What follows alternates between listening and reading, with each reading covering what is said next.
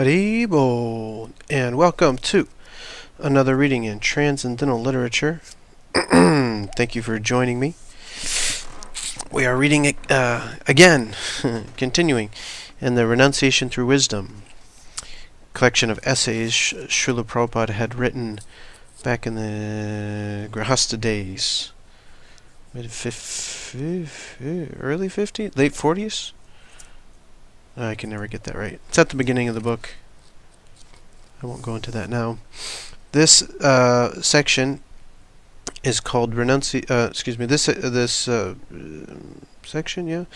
The science is called the Science of Devotion, and the subsection is the Supreme Lord always resides in the eternal Vaikuntha planets. If you haven't seen the other readings, please check them out. It's been pretty scathing review, commentary on the current state of affairs. It's definitely applicable today. Prabhupada is basically just completely lighting up the demons philosophically and explaining the necessity for spiritual advancement. It's really quite good. It's kind of a much more raw form of preaching that we would know Srila Prabhupada is doing, but it's nevertheless the same thing. So it's pretty powerful stuff. So please check out the other readings or read the book yourself. It's really quite good. So we'll continue here. The Supreme Lord always resides in the eternal Vaikuntha planets. This material creation is manifested and subsequently destroyed during Lord Brahma's day and night. But beyond this material world is an eternal existence, the spiritual sky, which is untouched by creation and annihilation. That spiritual abode is known as the Vaikuntha planets.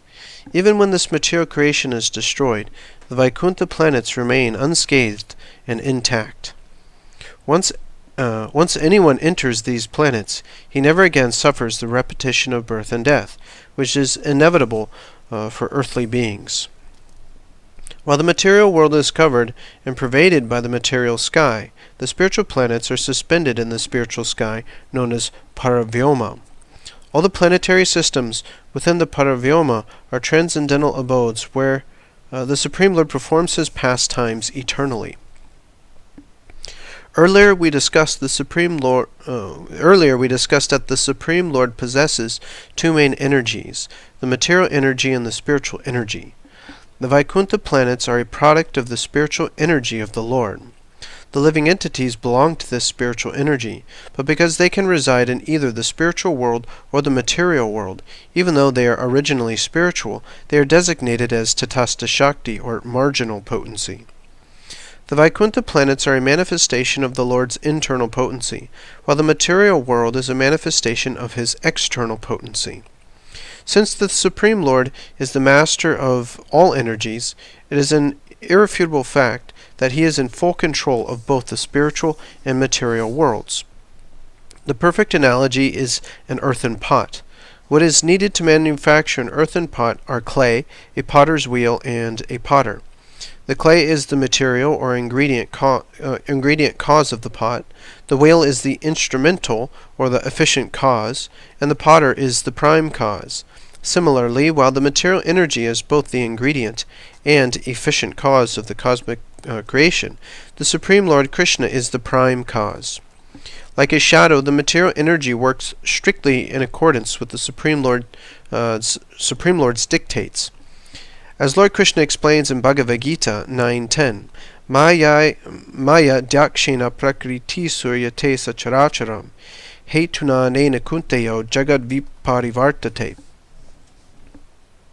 Quote, this material world, which is one of my energies, is working under my direction, O son of Kunti, producing all moving and non-moving beings. Under its rule, this manifestation is created and annihilated again and again. Unquote. The sad fact is that although Krishna reveals the truth about himself throughout the Bhagavad-Gita and other Vedic literatures, The luckless populace cannot regard him as the Supreme Lord. In particular, the impersonalistic philosophers, who make tall claims of being bastions of religiosity, reduce the Supreme Lord to the level of a mediocre mortal, and thereby accrue heavy sins. Such atheistic offenders can never approach the subject of God on their own merit. The Supreme Lord and his surrendered servitors have in various ways clarified and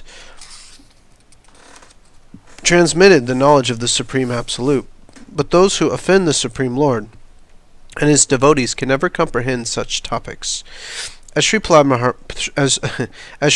Maharaj says in the Srimad Bhagavatam 7, 5, 30, and 31, quote, because of their uncontrolled senses, persons too addicted to materialistic life make progress towards hellish conditions and repeatedly chew that which has already been chewed. Their inclinations towards Krishna are never aroused, either by the instructions of others, by their own efforts, or by a combination of both. Persons who are too strongly entrapped by the consciousness of enjoying material life, and who have therefore accepted as their leader or guru a similar blind man attached to external sense objects, cannot understand that the goal of life is to return home back to Godhead and engage in the service of Lord Vishnu. As blind men guided by another blind man miss the right path and fall into a ditch, materially attached men led by another materially attached man are bound by the ropes of fruitive labor, which are made of very strong cords, and they continue again and again in materialistic life, suffering the threefold miseries. Unquote. Lord Krishna also describes this kind of person in the Bhagavad-Gita 9:11. Avajananti mamudha manusham tanamashritam param bhavam ajananto mama bhuta maheshwaram. Quote, fools deride me when I descend in the human form. They do not know my transcendental nature as the Supreme Lord of all that be. Unquote. Punny human beings can manufacture only insignificant items like pots, pans, and factories. Therefore, when a personality who was born not so long ago in Mathura and who looks like a human being is introduced as the supreme controller of the entire cosmic manifestation, the Lord of all lords and the possessor of all absolute qualities, then no matter how clearly one explains these truths, ordinary people cannot absorb them, due to their tiny dog's bent tail intelligence. Thus they embrace monistic, impersonal philosophy. Denying that Lord Krishna alone is God, they insist that they are also gods. In this manner, they embrace grossly foolish ideas about themselves and God, and try to compete with him, completely disregarding all etiquette and sound philosophical conclusions. Spiritualists from the West often conclude that such atheistic people are possessed by Satan. In bygone ages, many such satanic persons, Ravana, Hiranyakashipu, Jarasandha, Kamsa, challenged the Supreme Lord's authority. In modern times, they have steadily multiplied. These demons have dismissed even Lord Chaitanya Mahaprabhu, insulting him with derogatory name-calling as son of Aunt Sachi. The point to consider is that no one can really compete with God. The Supreme Lord is unparalleled, second to none. As it is said in the Chaitanya Charitamrita, Ekale Ishvara Krishna Ara Sabha Bhritya. Quote, Lord Krishna alone is the Supreme Godhead, and all others are his servants. Only those who go through life being kicked about by fate, slaving hard to fill their bellies and maintain a roof overhead, can harbor so pretentious a wish as to compete with the omnipotent Supreme Controller. It is ludicrous. They dare harbor such desires because they are totally ignorant of the supreme, transcendental position of the Lord. Yet the Supreme Lord is so compassionate that by various tricks he tries to teach even these fools the facts of his transcendental and supreme position. And the Lord's confidential servitors, accepting many hazards and pains, also try every possible means to exorcise Satan from these people, who are possessed by the demon of atheism. There are those so-called scholars who claim that they alone know the scriptures and that all others are illiterate fools. Such so-called scholars say that research of the holy texts clearly reveals that Karnadakshayi Vishnu is the cause of this material creation, and that Lord Krishna, the son of Vasudeva or Devaki, is at best Vishnu's partial expansion. Thus we see that even intelligent men are sometimes bewildered by the illusory potency Maya and subscribe to demoniac ideas. Prabhupada's calling that a demoniac idea. That's pretty intense. I don't know if I said that was a demoniac idea. If I said that personally, said, oh, that's a demoniac idea that someone thinks that Krishna is subordinate to Vishnu, I think people would say, hey, they're a devotee, at least they accept Vishnu. Prabhupada's saying that's demoniac. Pay attention. How is it possible for such bewildered souls to accept that Lord Krishna is the Supreme Personality of Godhead, the cause of all causes?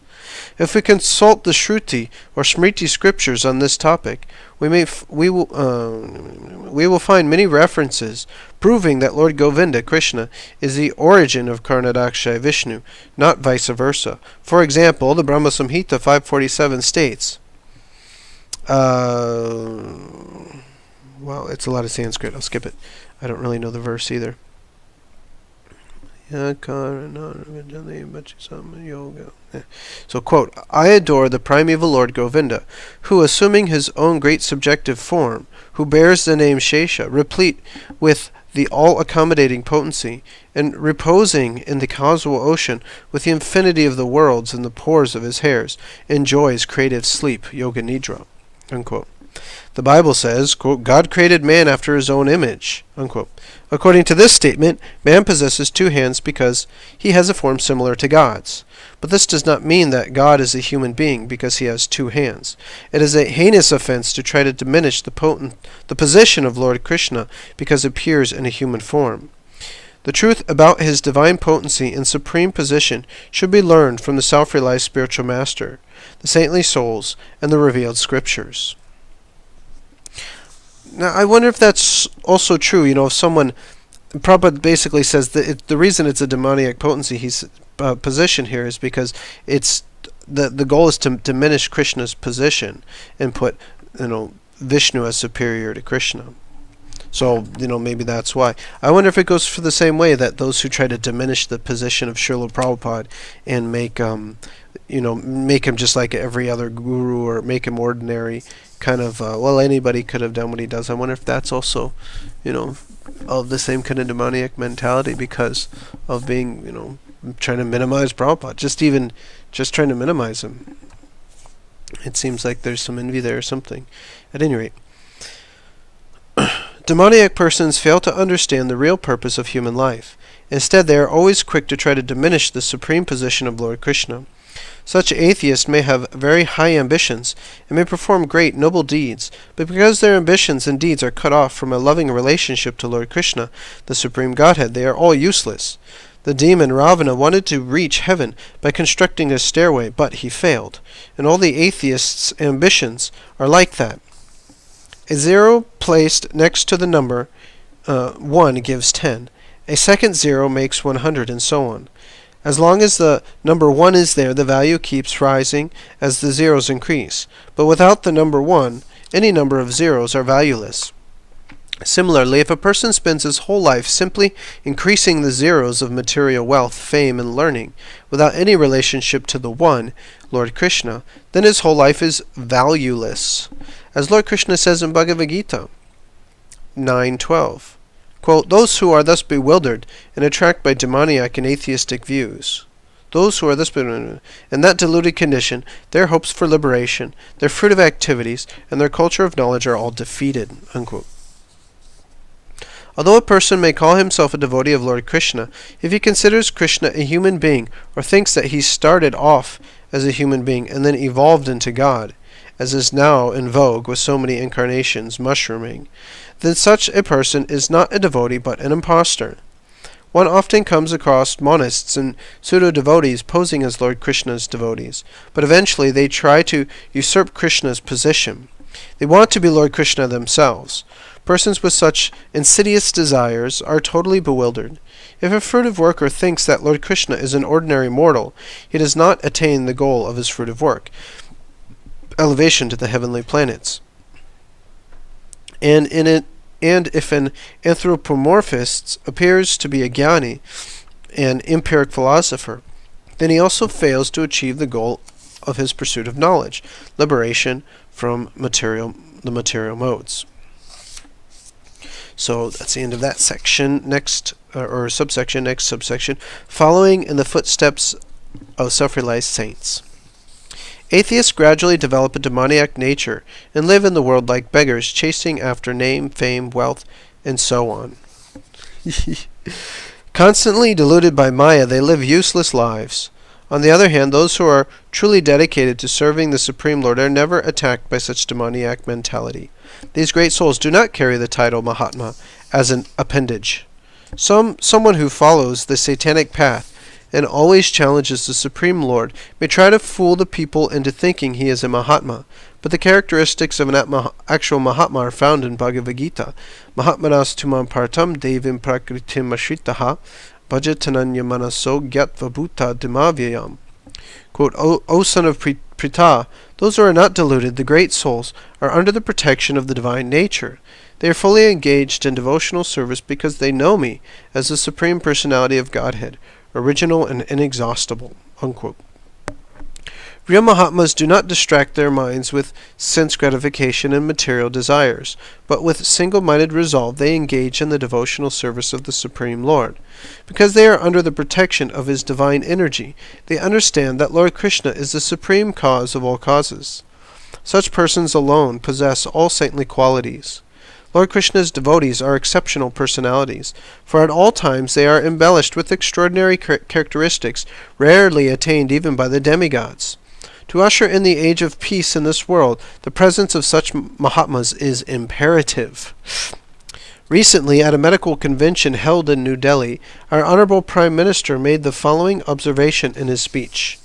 Quote, We go in for public health, sanitation, and all kinds of preventative measures rather than wait for people to fall ill and treat them.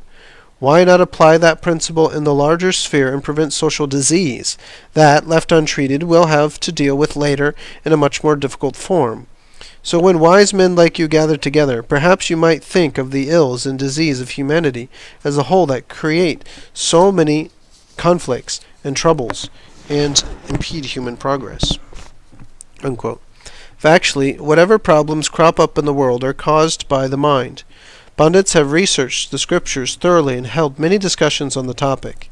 If we can follow the example set by the subjects of King Ambarish, who, under his guidance, concentrated their minds on the lotus feet of Lord Krishna, then the mind can be cured of all ills. Any other process will bring upon us the fate described by Prahlad Maharaj in the Srimad Bhagavatam 5.18.12. Harava bhaktasya kuto mahaguna manoratennasati dhavatobahi. Quote, a person devoid of devotional service and engaged in material activities has no good qualities. Even if he is adept at the practice of mystic yoga or the honest endeavor of maintaining his family and relatives, he must be driven by his own material speculations and must engage in the service of the Lord's external energy. How can there be any good qualities in such a man? Unquote. The only way to cure this mental disease is to wholeheartedly follow Lord Chaitanya's instructions to chant the holy name of Krishna. This will cleanse the heart of all impurities. And until this esoteric truth is propagated widely, the world will remain deprived of the panacea that cures all mental diseases. Our Honorable Prime Minister should seriously consider this. If the number of Lord Krishna's devotees can even slightly increase, there will immediately be a resurgence of peace and prosperity in the world. For man to rise to the glorious heights of a demigod, he needs only to revive his latent Krishna consciousness. Thus, Krishna consciousness is the highest boon to humanity. The Mahatmas possess wonderful qualities, some of which Lord Krishna describes in Bhagavad-Gita 9.14. Satatam kirtayanto mam yatantascha dritavrataha namasyantascha mam bhaktya nitya yukta upasate. Quote, always chanting my glories, endeavoring with great determination, bowing down before me, these great souls perpetually worship me with devotion. Unquote. This text gives some hints of how to become a devotee of Lord Krishna. The word satatam always has been used to indicate that the process of purifying one's consciousness does not depend on fruitive activity, empiric knowledge, yoga, or on time, place, and circumstance. A living entity becomes free from all suffering as soon as he admits that he is an eternal servant of Lord Krishna. Such a servant of the Lord need not perform fruitive activities or cultivate empiric knowledge, nor does he have to undergo any other process of purification.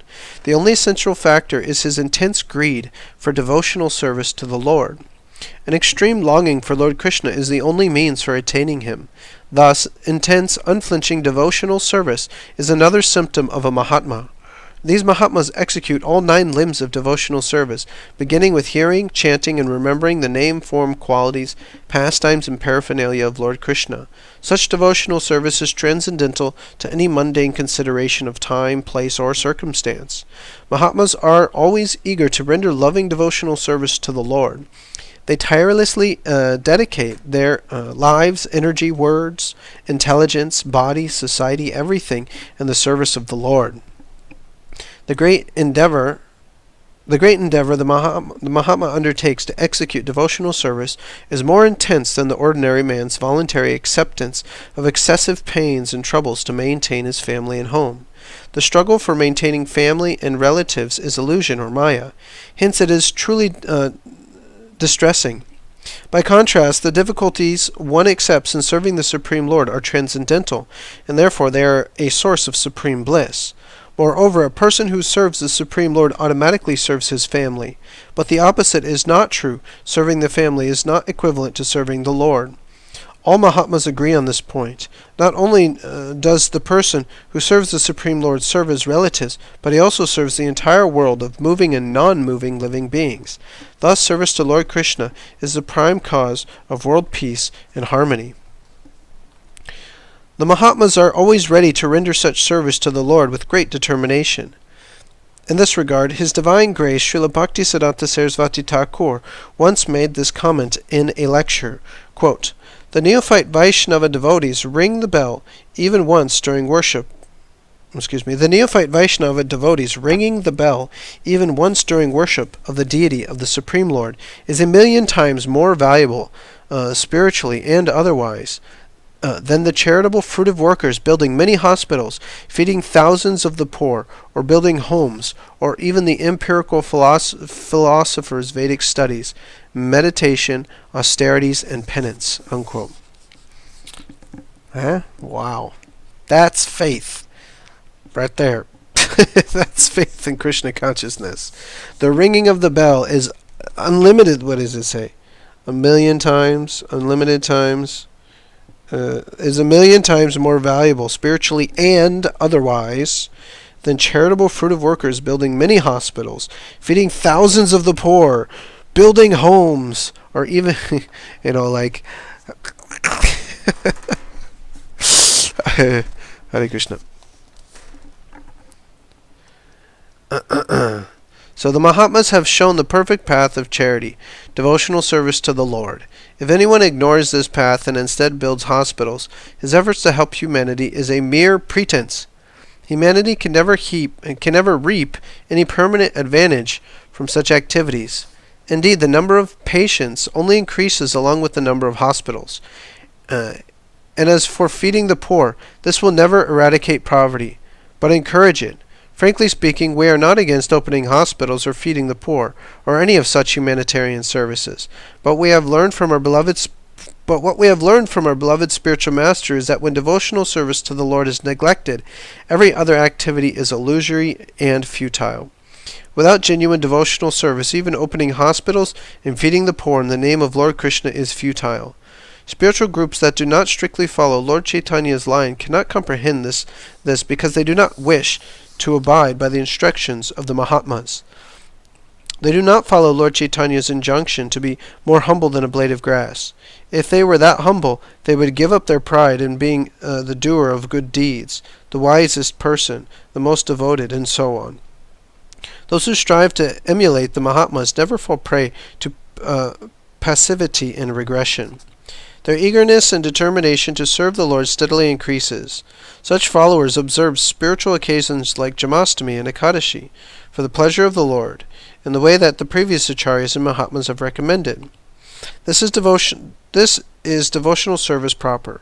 Because the Mahatmas are more humble than a blade of grass, they worship Lord Krishna and everything in relation to him. Atheists, however, exhibit a different mentality altogether. They want to flaunt their abilities and charitable disposition. They may pretend to serve Lord Krishna, but their aim is to sit on the Lord's head. Once they attain perfection, in other words, they want to usurp his position. Therefore, they do not really serve Lord Krishna, nor is he their real object of worship. The Mahatmas never associate with these demoniac people. They are fixed in their resolve to serve the Lord, and thus they always remain connected to him through devotional service.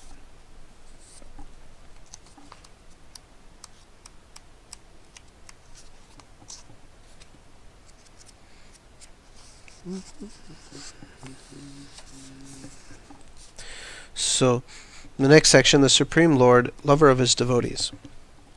Members of the so-called educated class ask, quote, if one is busy all the time rendering devotional service to Lord Krishna, how is one to maintain himself and his family?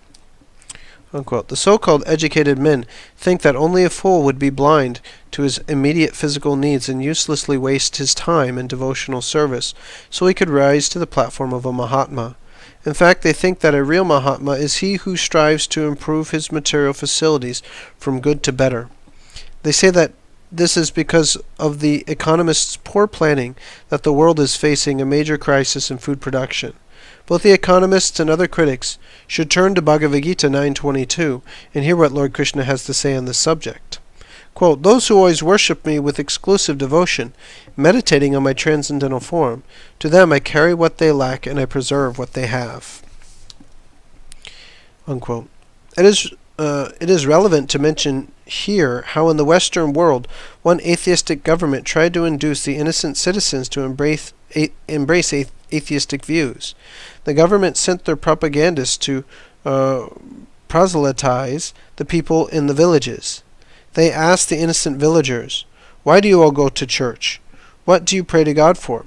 The villagers simply answered, God gives us food. The atheists then led the villagers to the church and asked them to pray to God for food. The villagers, for simple faith, began to pray to God. At the end of their prayer, the officials asked them if they have received food or not. Bewildered, the people shook their heads. The atheists then asked the villagers to pray to them for food, which they did. Immediately, with a look of triumph, the atheists brought out baskets of bread.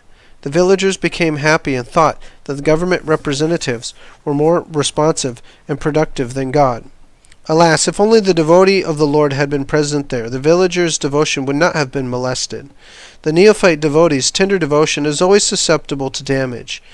But bread, after all, does come from God, and not from the atheists. If those villagers had been more conversant with scriptures, the atheists would never have been successful in their evil plan. The simple villagers were illiterate, and hence they had no idea that the Supreme Lord alone can give them food. If the earth did not produce grain, then the atheists, despite their advanced material science, would never make bread or other foods. Many claim that in the modern age, material scientists have helped increase agricultural yield, but we fearlessly proclaim that it is precisely such atheistic views that have brought the world to the present acute food crisis. If we are not careful, the day will soon come when fruits will be reduced to just skin and seed. Cows' udders will dry up, and paddy fields will grow only grass. The scriptures predict that these things will come to pass in the age of Kali-yuga. In reality, the Supreme Lord is always protecting us. The inmates of a prison are being punished by the government, yet the same government feeds them and looks after them. Similarly, sinful atheistic people, though punished by the Lord's illusory energy, Maya personified as Durga Devi, are still fed and cared for by the Lord himself. And if the Supreme Lord feeds and maintains even the worst sinners, reprobates, and helpless souls, then what to speak of those who are eternally surrendered at his lotus feet? He is like a king who takes proper care of his subjects. but who especially looks after the needs of his near and dear relatives. Therefore, it is not true that a comfortable life can be enjoyed only by those who perform ordinary pious activities, but not by the devotees, who are free from fruitive activities and empiric knowledge. The devotees do not always suffer, for the Supreme Lord personally takes care of them. The devotees are the Lord's relatives and family members. Just as ordinary people feel joy and satisfaction when they look after the needs and comforts of their family, the Lord also feels pleasure when he tends to the well-being of his devotees. Thus the Supreme Lord is known as Bhakti-vatsala, the maintainer of the devotees.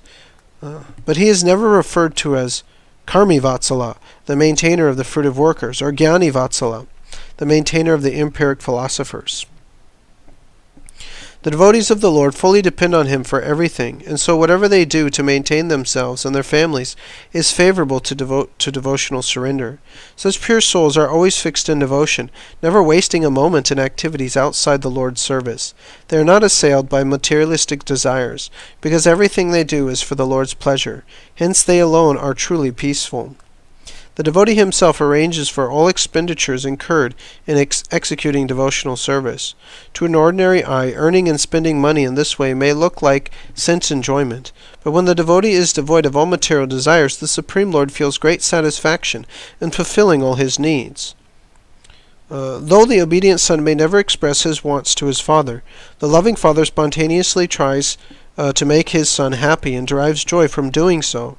Therefore the Lord's devotee never lacks anything, even materially, and at the end of his life, after leaving the body, they are situated in eternal bliss.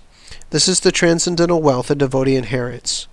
Others, the fruitive workers, empiric philosophers, demigod worshippers, and mystic yogis, cannot attain eternal bliss. Although Lord Krishna is equally disposed towards all, he is nonetheless especially concerned about his devotees' well-being. However, one should not conclude that the Lord is nepotistic. As he declares in Bhagavad-Gita 4:11, Yeya tamam prapadyante, tam sataiva bhajamiham. Quote, as all surrender unto me, I reward them accordingly. Unquote.